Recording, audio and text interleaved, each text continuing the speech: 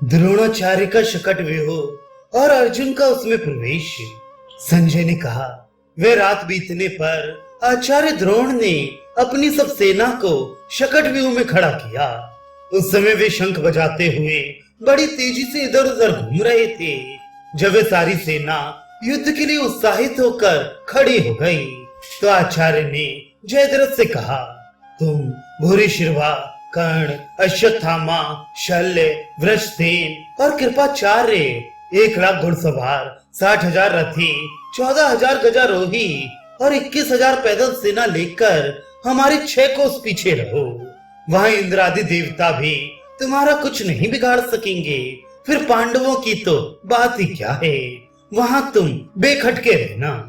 द्रोणाचार्य के इस प्रकार ढांढस बंधाने पर सिंधुराज जयद्रथ गांधार महारथियों और घुड़सवारों के साथ चला।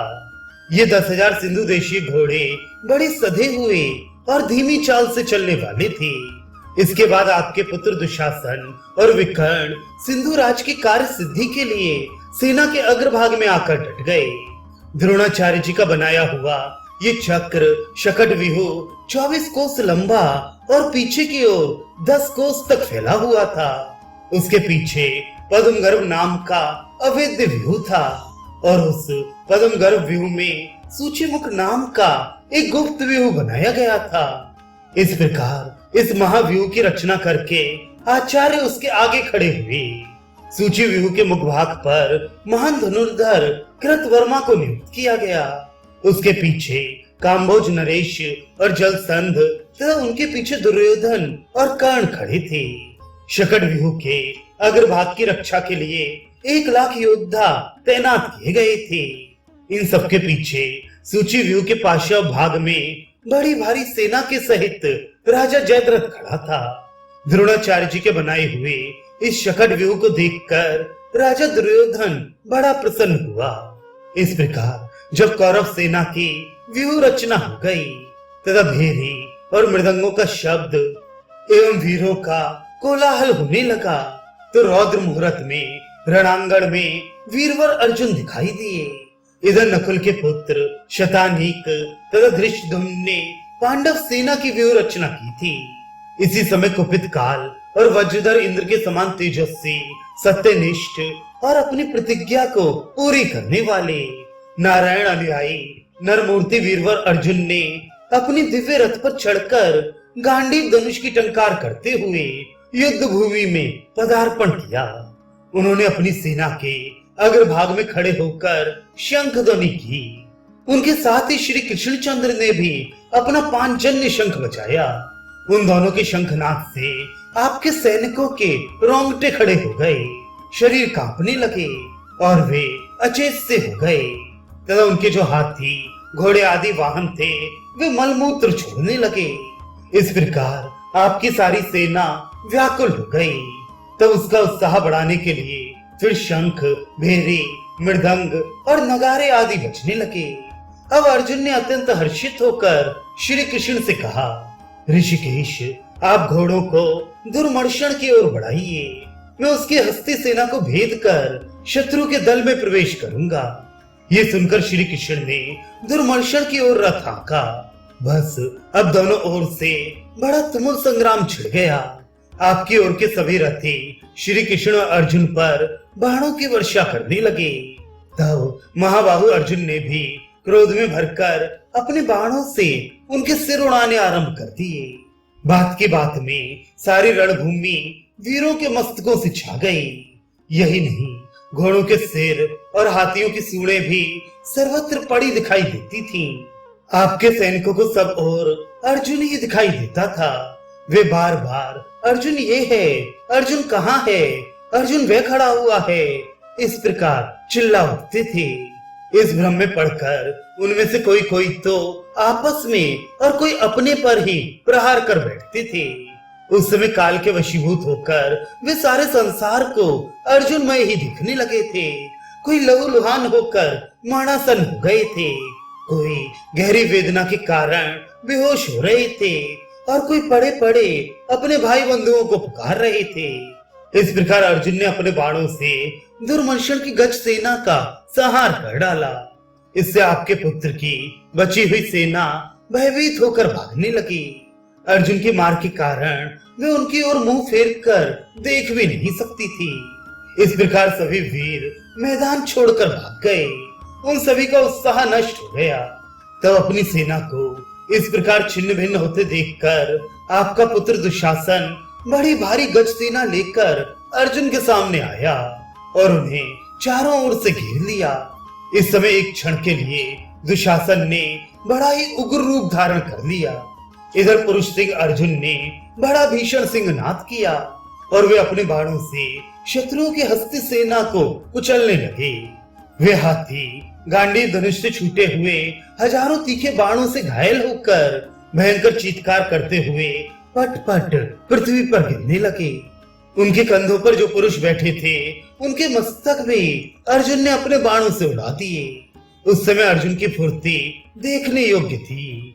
वे कब बाण चढ़ाते हैं, कब धनुष की डोरी खींचते हैं, कब बाण छोड़ते हैं और कब तरकस में से नया बाण निकालते हैं, ये जान ही नहीं पड़ता था। वे मंडलाकार धनुष के सहित नृत्य सा करते जान पड़ते थे। इस प्रकार अर्जुन के हाथ से व्यथित होकर दुशासन की सेना अपने नायक के सहित भाग उठी और बड़ी तेजी से द्रोणाचार्य से सुरक्षित होने की आकांक्षा से शकट व्यूह में घुस गई। अब महारथी अर्जुन दुशासन की सेना का संहार कर जयद्रथ के समीप पहुंचने के विचार से द्रोणाचार्य की सेना पर टूट पड़े। आचार्य व्यूह के द्वार पर खड़े थे। अर्जुन ने उनके सामने पहुंचकर श्री कृष्ण की सम्मति से हाथ जोड़कर कहा, ब्राह्मण, आप मेरे लिए कल्याण कामना कीजिए।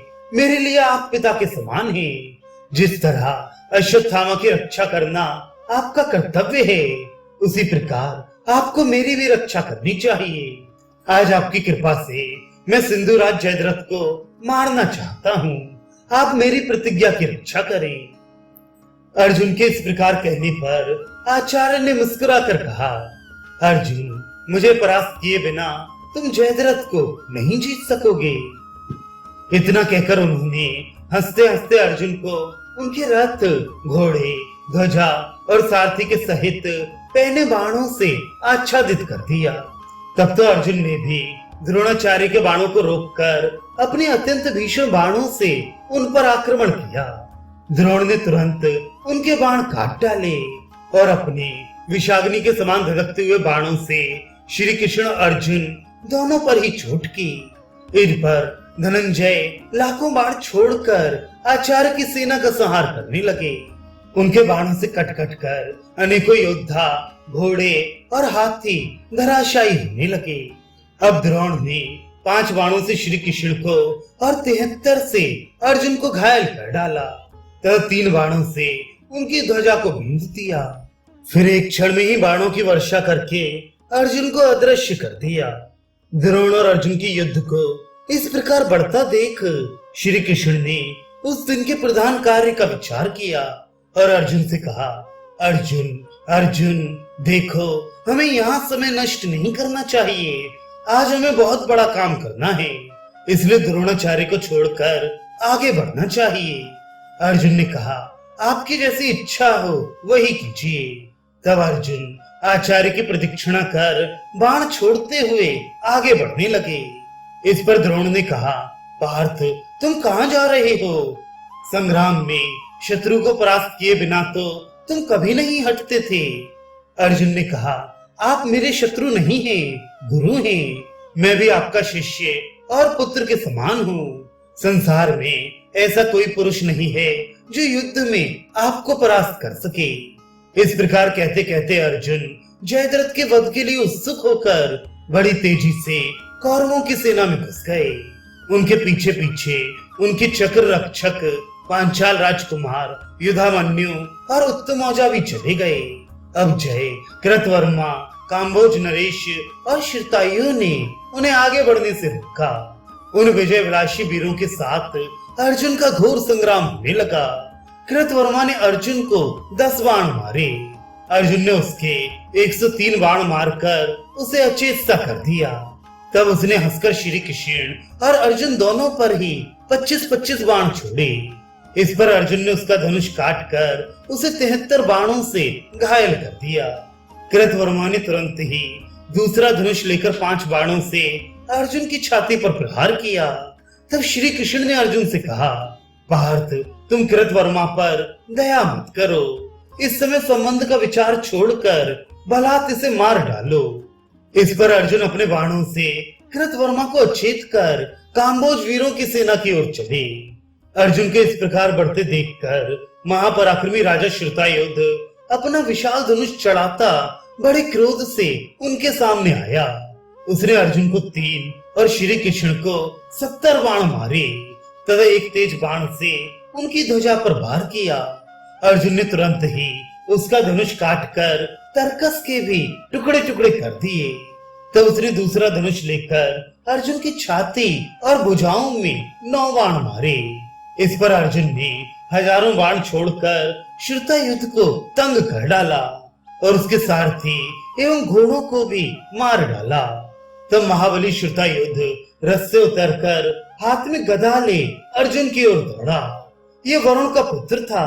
महानदी पर्णाशा इसकी माता थी। उसने अपने पुत्र के स्नेहवश वरुण से कहा था कि मेरा पुत्र संसार में शत्रुओं के लिए अवध्य हो।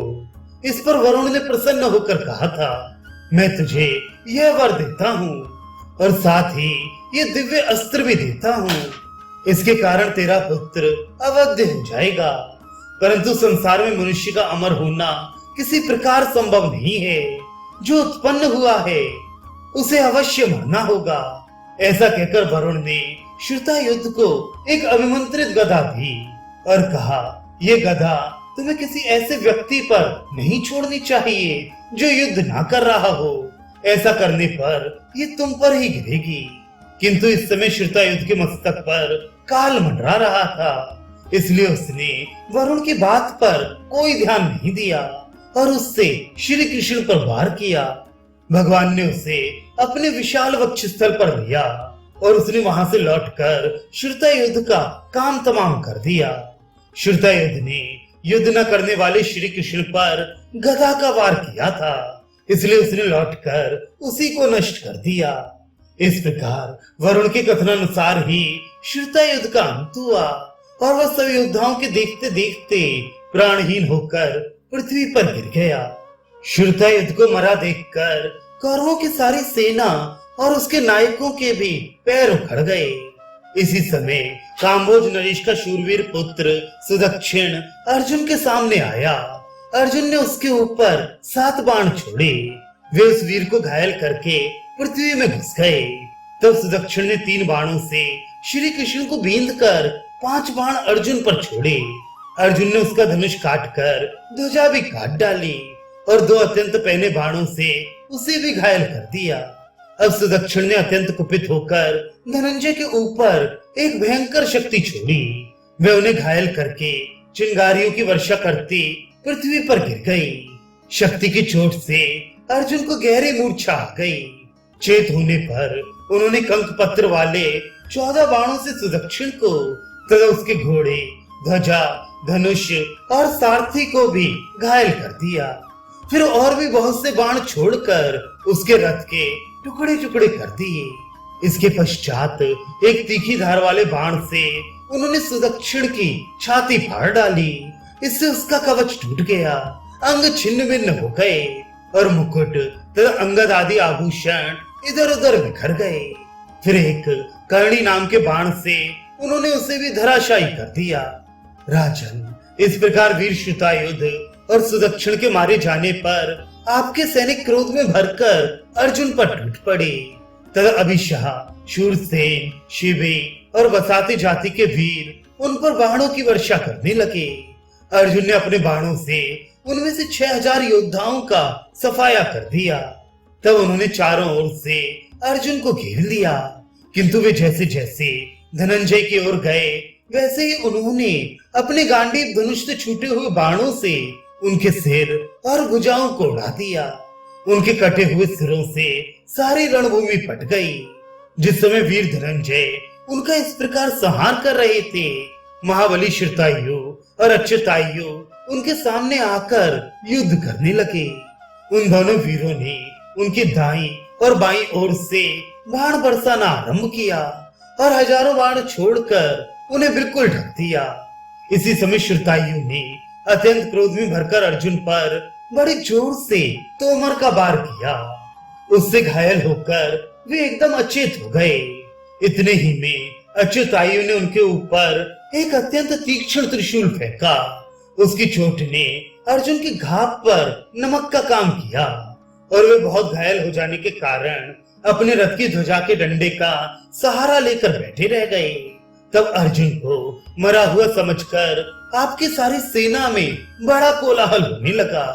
अर्जुन को अचेत देखकर श्री कृष्ण बड़े चिंतित हुए और अपनी मधुर वाणी से उन्हें सचेत करने लगे। उससे बल पाकर वे धीरे धीरे होश में आने लगे। इस प्रकार मानो उनका ये नया ही जन्म हुआ। उन्होंने देखा कि श्री कृष्ण और उनका रथ बाणों से ढके हुए हैं तथा दोनों शत्रु सामने डटे हुए हैं। बस उन्होंने तुरंत ही ऐन्द्रास्त्र प्रकट किया। उससे हजारों बाण निकलने लगे। उन्होंने उन दोनों वीरों पर वार किया और उनके छोड़े हुए बाण भी अर्जुन के बाणों से विदीर्ण होकर आकाश में उड़ने लगे। बात की बात में उनके बाणों से मस्तक और भुजाएं कट जाने के कारण वे दोनों महारथी धराशायी हो गए। इस प्रकार श्रुतायु और अच्युतायु का वध हुआ देखकर सभी लोगों को बड़ा आश्चर्य हुआ। इसके पश्चात अर्जुन उनके अनुयायी 50 रथियों को मारकर और भी अच्छे अच्छे वीरों का संहार करते कौरवों की सेना की ओर बढ़े। श्रुतायु और अच्युतायु का वध हुआ देखकर उनका पुत्र नियतायु और दीर्घायु क्रोध में भरकर बाणों की वर्षा करते अर्जुन के सामने आए। किंतु अर्जुन ने अत्यंत कुपित होकर अपने बाणों से एक मुहूर्त में ही उन्हें यमराज के पास भेज दिया।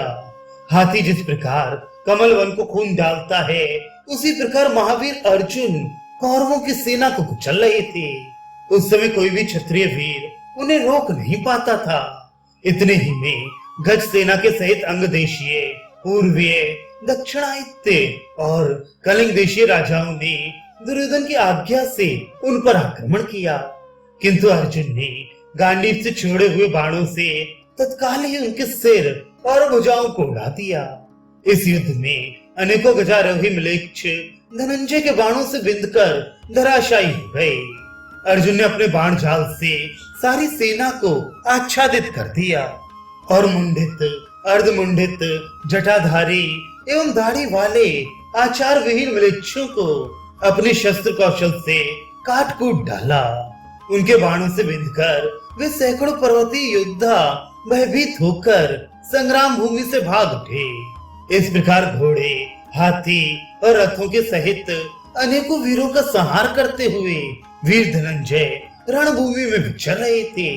अब राजा अम्बष्ट ने उनकी गति को रोका।